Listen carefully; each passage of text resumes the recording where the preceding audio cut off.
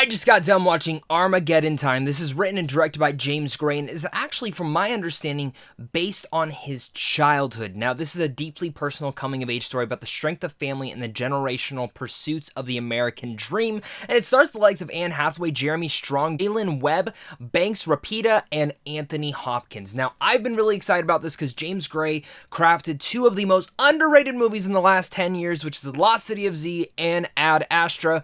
I love those movies with my whole entire heart, so I was very excited to see Armageddon Time.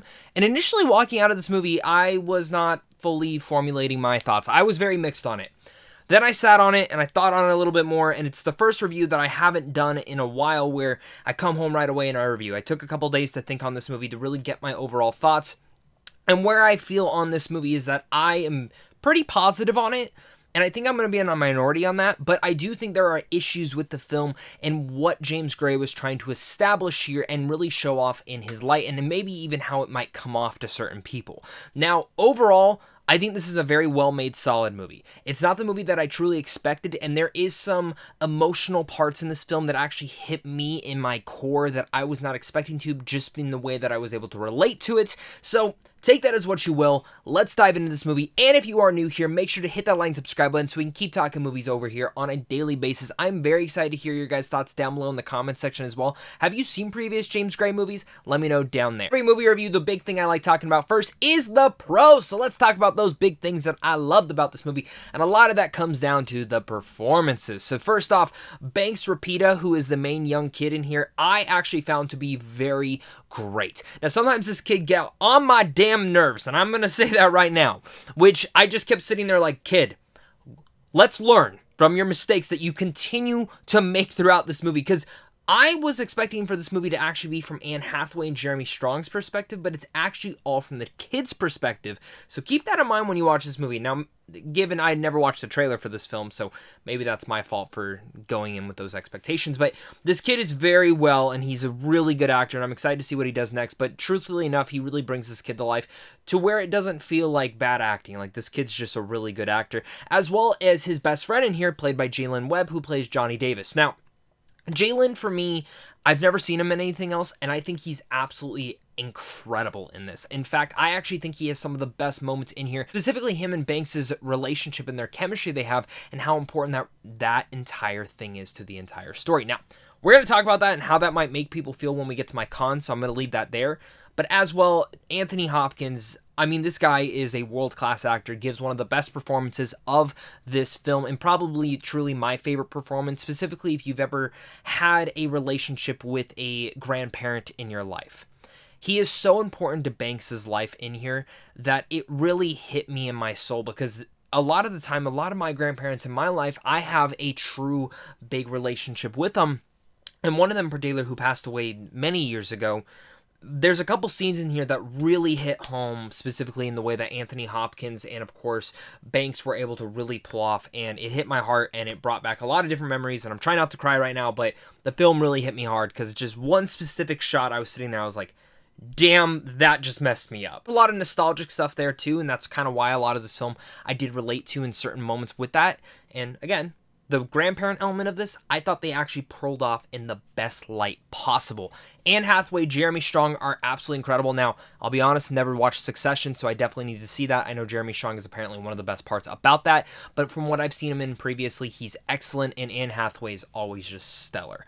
James Gray now. Let's talk about his directing. The thing I love about his directing is he always feels like he's making old school Hollywood movies, which we don't see nowadays, and I think that continues within Armageddon Time. This does feel like an old classical Hollywood film that does touch on the coming of age aspects, just made with more modern day technology. You've seen this in Lost City of Z, and you hands down saw it in Ad Astra.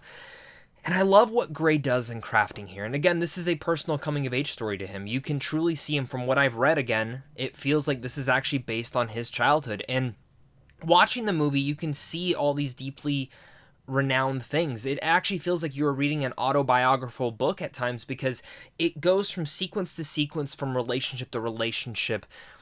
And there's issues with that and pros to that. But I think what James Gray was trying to do, while some of it doesn't come off in the best light, I think in general, the emotion is there, and the inside look into this time period in the 1980s is all there to truly look at in a splendid way. Some people might actually find this to be a diamond in the rough at times, because it's a diamond that you find in the rough, but that rough part is some of the elements all around it, and I was attached to certain elements. And I love the cinematography and I love the score, but this is where I do want to start diving into my issues with this movie. And my issues really reside on a couple things. One, the relationship that, of course, Paul Graff, who is played by Banks, and Jalen Weber, who plays Johnny Davis in here. This is the big African-American relationship in this movie. And I don't think it was done in the best way. I think it kind of looks like James Gray is trying to apologize for certain mistakes that he had made in his life, and I do think certain things maybe come off in the wrong way to certain reviewers that I've actually read, and I completely understand what they're saying. I also think James Gray is maybe trying to open up and show an apology to maybe something that he did in his past, because they get in trouble at times in this. And because of where he is at, and Anthony Hopkins' character really speaks to this, is you're white.